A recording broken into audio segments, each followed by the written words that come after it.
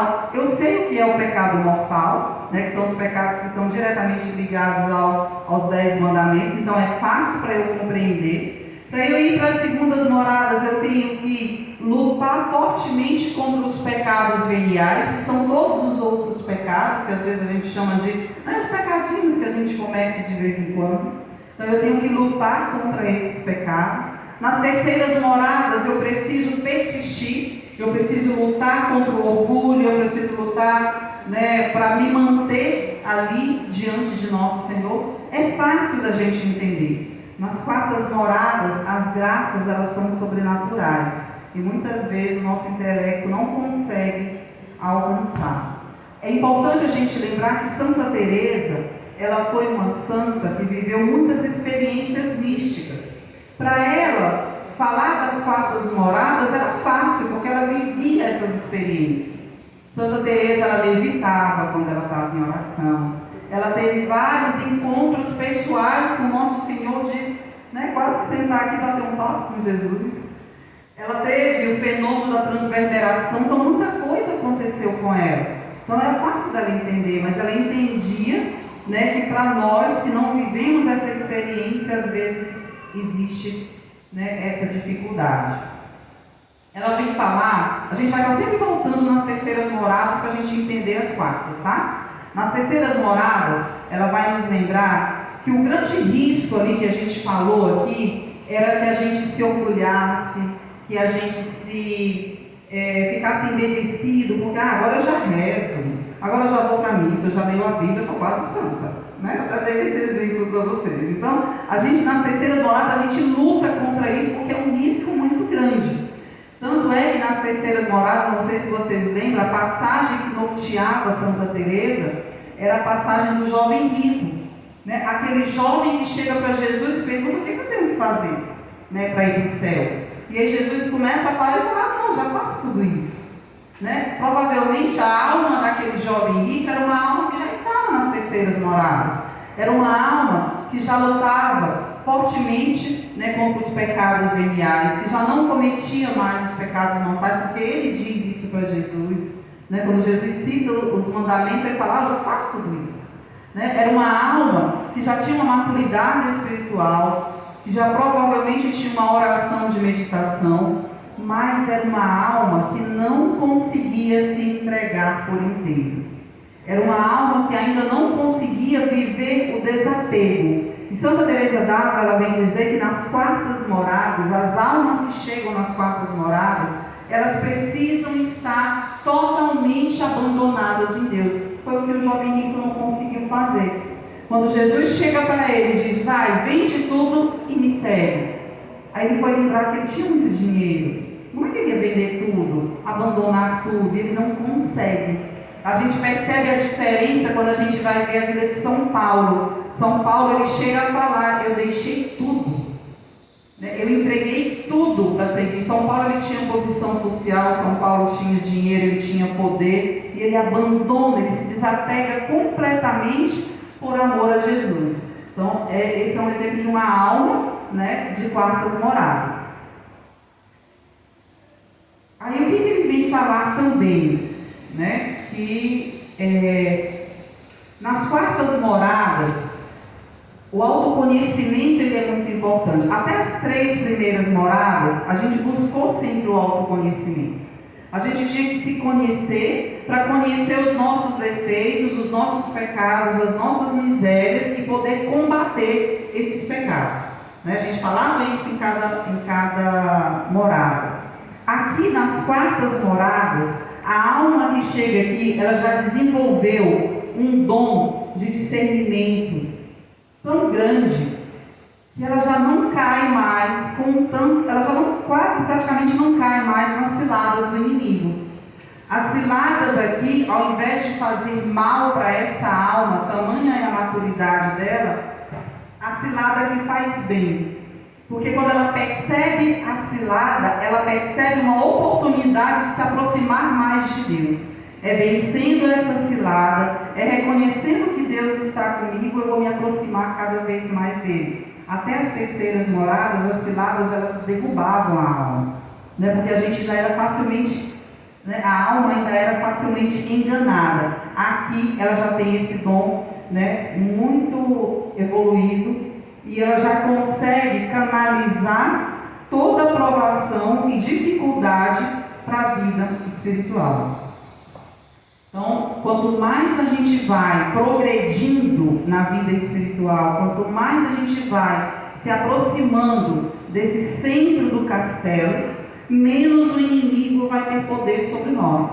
Tá? Por isso que as almas aqui nas quartas moradas, elas já conseguem vencer mais facilmente. Então, elas conseguem reconhecer as ciladas, elas resistem a elas, e por conta disso, ela colhe merecimentos.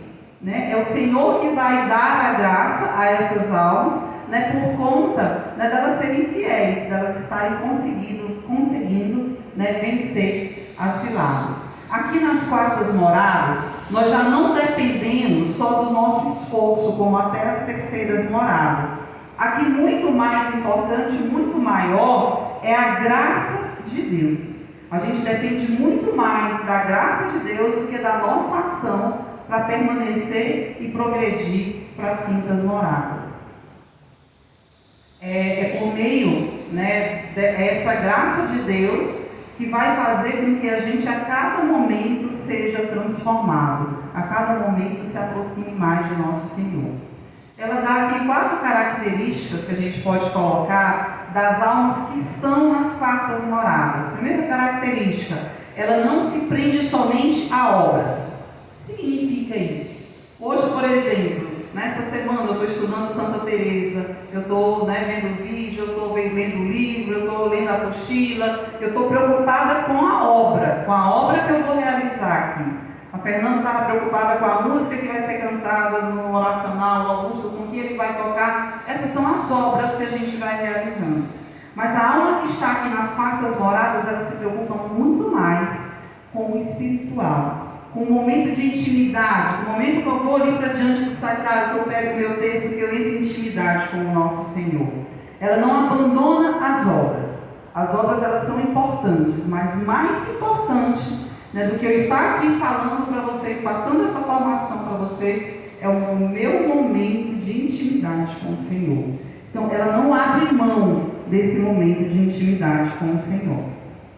É uma alma que não possui mais uma rotina. Até as terceiras moradas, a orientação era: você precisa ter um horário para você rezar, um horário para você estudar a palavra, né, para que você vá se habituando, né, a fazer isso, principalmente quem não tem o costume. Aqui nas quartas moradas não possui mais rotina. Eu estou disponível para Deus no momento que Ele precisar. Se 2 horas da manhã o Senhor me acordar e falar: vem estar comigo, eu vou. Sem reclamação, sem som, não interessa mais. Se eu estou passando em frente a uma igreja que o Senhor me chama, ali eu entro e faço a minha oração.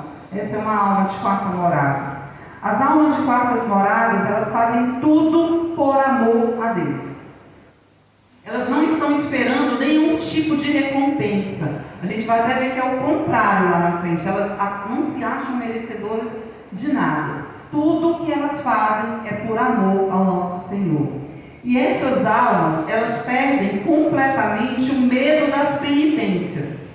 Hoje, se a gente chegar e falar assim: vamos fazer um jejum de 24 horas, vai ter gente que vai pensar: mas eu 24 horas é muito tempo, não vou conseguir. A gente vai comer. As almas aqui das quartas moradas, elas não têm mais essa preocupação, porque elas sabem que elas serão amparadas por Deus.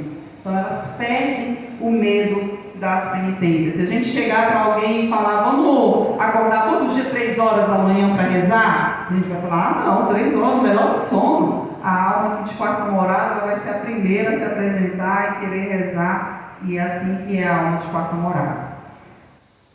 Nas 3 primeiras moradas, a gente observa que a alma, ela faz um movimento de mergulho em si mesma. Aquilo que eu falei logo no início: eu preciso me conhecer. Né? Eu preciso conhecer quais são as minhas paixões, quais são os meus desejos, quais são as minhas inclinações para o mal, para eu poder combater. As almas aqui nas quartas moradas, elas também fazem esse mergulho, só que é um mergulho muito mais profundo, não mais para eu encontrar comigo mesmo, não somente isso, Mas esse mergulho é a busca pelo encontro com Deus. É um encontro muito mais profundo.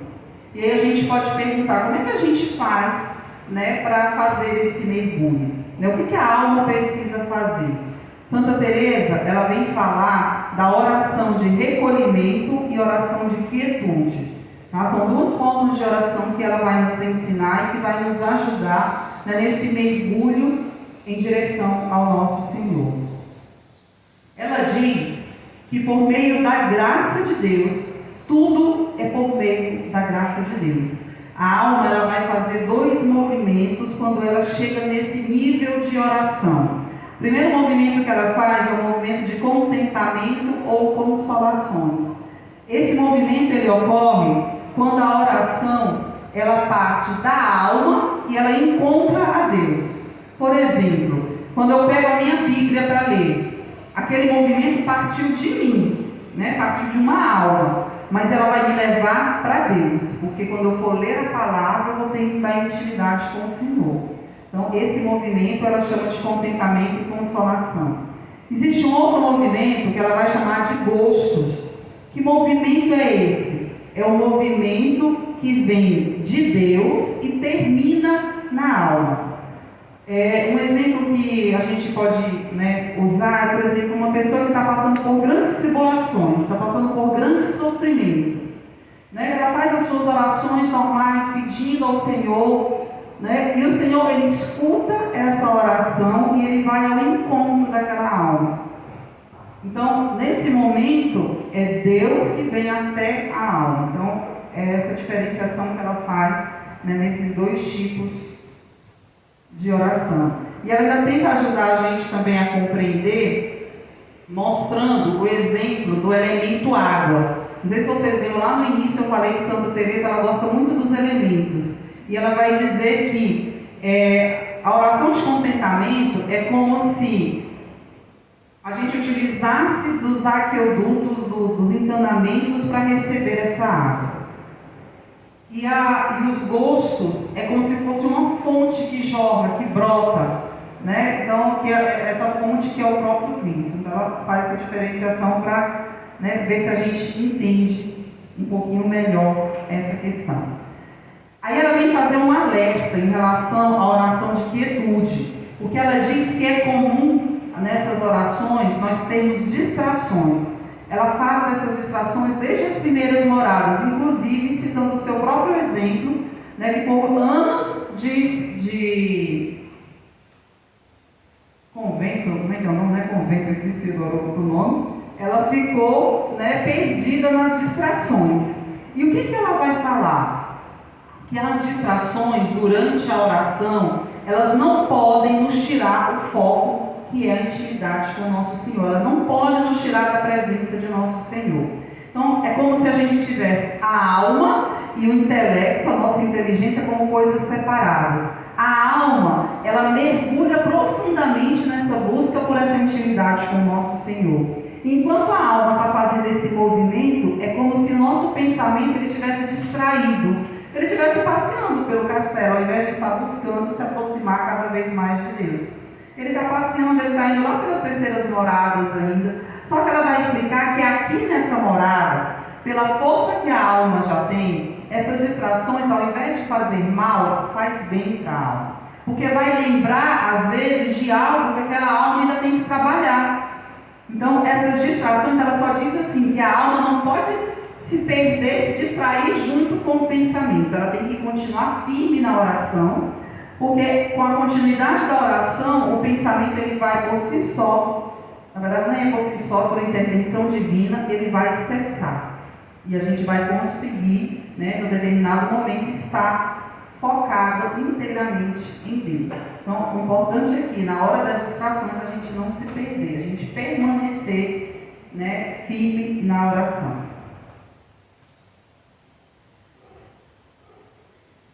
As almas que estão aqui nessas quartas moradas, ela vem dizer que elas já conseguem perceber essas duas realidades, elas já conseguem diferir, né, a alma do intelecto. Então, por isso que ela consegue, né, permanecer em oração. E esses pensamentos, né, é até bom que a gente deixe esses pensamentos livres, né, para ele recordando a gente, né, aquilo que a gente pode ainda melhorar. E ela vai falar também o seguinte, que algumas dessas, ela vai dizer assim, quando a gente passa para as quartas moradas, não sei se vocês lembram quando eu falei lá no início, que a gente entra nas primeiras moradas, junto com a gente vem vários animais peçonhentos, que são os nossos desejos, né, as nossas paixões, os nossos pecados, eles entram junto com a gente. Tanto é que a gente não consegue enxergar, a gente não consegue ouvir, né? Na segunda a gente já consegue ouvir a voz de Deus, mas os animais peçonhentos, né, ainda estão por ali, a nossa inclinação para o mal. E aí ela vai dizer que nas quartas moradas, poucos animais peçonhentos conseguem passar para essa morada. Mas aqueles poucos que conseguem, às vezes eles tentam se aproveitar dessas distrações. E aí já não é mais simplesmente o inimigo que está ali colocando aquela distração para você sair da presença de Deus. Por isso que ela fala que a gente tem que perseverar, a gente não pode sair da presença de nosso Senhor. E aí ela vai falar que ela vai explicar o que a gente tem que fazer, o que a alma tem que fazer e o que ela não pode fazer, né, para chegar às quartas moradas e permanecer. Primeiro, amar a Deus sem interesse. Eu simplesmente amo, não estou interessado em nada, né? Eu tenho que simplesmente amar o Senhor. Às vezes a gente pensa assim, eu não vou mais pecar porque eu não quero ir para o inferno. Não é alma de quarta morada, porque essa tem interesse, ela quer ir para o céu. A gente simplesmente ama o Senhor. Ama porque é bom estar com Ele, porque aquela presença nos faz bem, porque a gente quer, né? Porque a gente é atraído, né? Porque a gente traz isso em nós. Outro ponto que ela fala é querer alcançar tal lugar por merecimento. Eu vou fazer tudo isso agora porque eu quero ir para as quartas moradas. Já não vai.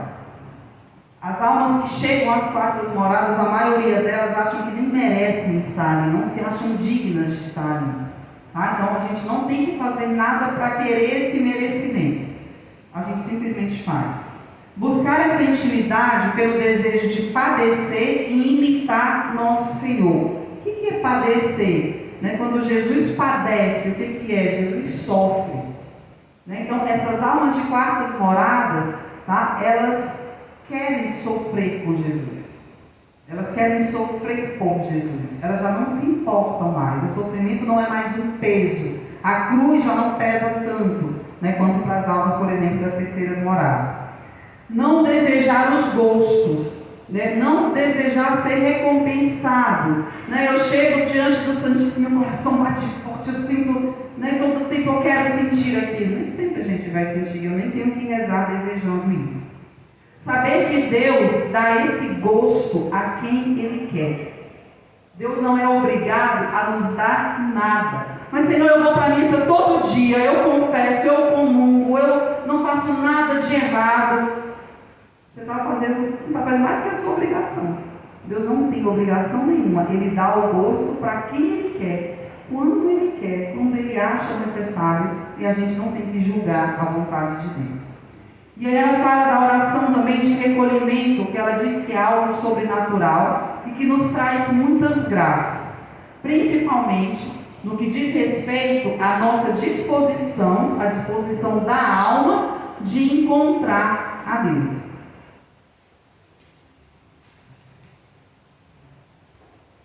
Ela tem uma frase dela no capítulo, que eu até anotei, que ela diz assim: é como se os nossos sentidos e as coisas exteriores parecessem ir perdendo os seus direitos. É como São Paulo diz: não sou eu que vivo, é Cristo que vive em mim. É como se eu não me comandasse mais, eu sou comandada por Deus, né? Os meus pensamentos, a minha vontade, nada disso importa. Importa a vontade de Deus, aquilo que Ele quer. E ela vem dizer que nessa oração, né, de recolhimento, é como se a alma ela entrasse em si mesma, não mais para o autoconhecimento, mas ela entra para se encontrar e para encontrar a Deus. É quando a alma aqui ela compreende que esse Deus que muitas vezes a gente busca fora, ele está dentro. E aí aqui a gente vai se lembrar de Santo Agostinho. Santo Agostinho passou toda uma vida, mais de 30 anos, buscando a verdade. Se a gente for ver a vida de Santo Agostinho, é muito bonita. Ele entra em várias outras religiões que ele está em busca da verdade. E aí ele percebe que a verdade sempre esteve com ele. E aí ele escreve: tarde te amei, ó beleza tão antiga e tão nova. Tarde demais eu te amei. Eis que estava dentro e eu fora, te buscando lá no mundo, achando que lá eu ia te encontrar e tu estavas dentro de mim. Então, assim, Santo Agostinho, aqui nesse momento, ele consegue compreender essa grandeza, porque não basta apenas eu entender, não basta eu vir para a formação lá, então Deus, eu sou morada do Espírito, então Deus habita em mim. Eu sou o castelo, Deus tem. Não adianta só eu saber, só eu entender. Eu tenho que realmente compreender, sentir aquilo, ter essa certeza, que eu sou essa morada, que a minha alma, para eu encontrá-la, eu tenho que fazer esse mergulho em mim mesmo. Então ela fala aqui nessa oração de recolhimento é preciso não só sentir Deus dentro de nós, mas compreender com a alma que de fato Ele está ali. Quando a gente compreende isso, a gente não peca mais. A gente se esforça para não ferir mais o Senhor, porque o Senhor é algo que está comigo todo o tempo. Então qualquer coisa que eu faço, eu vou ferir de ruim, eu posso ferir o Senhor. E eu sabendo, é a mesma coisa, Se a gente às vezes faz tudo certinho porque está na frente da mãe, do pai, do chefe, quando ele sai a gente acha que a gente já pode fazer algum deslize. Não acontece isso na nossa vida? Aqui a alma não tem mais esse afastamento o tempo todo, O Senhor está aqui, eu não posso ter esse deslize em momento algum, porque eu vou ferir o coração de nosso Senhor. Aqui é preciso compreender as diversas faculdades da alma e saber diferenciá-la, para que assim consigamos deter o nosso pensamento e focá-lo sempre em Deus. A Deus já mandou para acabar, mas não acabou ainda. Então vai rápido, 2 minutos, pegar do oracional. Então ela fala que há razões para pensar assim. Ela vai dizer que nas coisas espirituais é mais necessário fazer do que pensar. Ao perceber a presença de Deus, a gente não precisa buscar grandes explicações, a gente precisa mergulhar nessa presença. A gente não tem que pensar muito, a gente tem que aproveitar aquele momento, a gente tem que aproveitar aquela presença, entregar a nossa vida, os nossos pedidos e com humildade. É uma virtude importantíssima nessas moradas, a humildade, saber que Deus vai fazer o que Ele quer na hora que Ele quer. Ele diz que tudo o que acontece nesse tipo de oração ocorre de forma suave e pacífica, sem necessidade de grandes obras, de grandes coisas. É na suavidade, é na paz, é na tranquilidade, que a gente entra na presença de Deus. A gente não se preocupa. Uma coisa importante que ela fala, às vezes a gente vai rezar e a gente fala assim: eu tenho que me concentrar, eu tenho que me concentrar para rezar, não quero pensar em nada, só quero rezar, não quero pensar. A gente pensa em tudo menos reza. Falou, vai rezar. Então ela fala que nesse momento a gente não tem que ter essa preocupação e não pensar em nada, a gente tem que rezar. A partir do momento que a gente começa a rezar, automaticamente os pensamentos eles vão se aquietando e a gente vai entrando naquele momento de oração. Se a gente for esperar o pensamento parar para a gente começar a rezar, a gente não vai rezar nunca, e as almas aqui elas sabem disso. Aqui a alma ela é convidada a esquecer-se de si. Nada acontece por causa da alma, tudo é graça de Deus, em tudo ela deve honrar e glorificar aos nosso Senhor. Essas almas mergulham, ela diz que nessa morada, a alma ela mergulha tão fundo desse encontro com o Senhor, que o coração se dilata. É um amor tão grande que o Senhor faz jorrar sobre essa alma, que inclusive tem alguns santos, que eu não vou lembrar o nome aqui agora, eu não anotei, que eles, quando foram fazer a exumação dos seus corpos, os corações estavam dobrados de tamanho. E não era doença, eles não tinham doença nenhuma, era de amor, o amor de Deus que fez aquilo. E ela vem advertir uma questão, que as almas aqui, elas precisam ter muito cuidado em não se colocar em situação de risco, não se colocar em situação de pecado, Porque Uma alma que já está nas quartas moradas é uma alma muito preciosa para Deus. Mas o diabo também vai tentar derrubar essa alma, porque se ele derruba uma alma que já está nas quartas moradas, uma alma de quarta morada já é exemplo para muita gente. Então, ele está derrubando uma alma de quarta morada, ele derrubou muita gente junto. Muita gente desacredita até mesmo de Deus. Então, ela faz esse cuidado. E outra coisa, essas almas de quartas moradas não podem, de maneira alguma, se afastar da oração. Então, elas têm que permanecer firmes na oração. Essas almas, né, como elas já têm essa intimidade com o Senhor, né, o inimigo também vai querer, né, se esforçar para tentar mais essa alma. E ela faz um último alerta aqui, sobre os prejuízos físicos. Lembra que eu falei para vocês que essa alma ela não teme mais as penitências, os sacrifícios? E ela alerta para o seguinte: uma penitência que eu faço, ela tem que me trazer paz, me fortalecer. A penitência ela não pode nos trazer fraqueza. Então a gente tem que ter esse cuidado. Essa alma ela precisa ter esse cuidado de não confundir, né, a penitência, aquilo que ela faz por amor, com prejuízo, não deixar que o prejuízo físico tome conta dela. E é importante a gente lembrar, quando eu falei um pouco de Santo Agostinho, Santo Agostinho ele nos remete a Santa Mônica, né? Santa Mônica é a nossa copadroeira. Então, Santa Mônica, provavelmente, ela teve muito essa oração de intimidade com o nosso Senhor. Quantos e quantos anos Santa Mônica passou rezando pela conversão do seu filho? Né? Quantos e quantos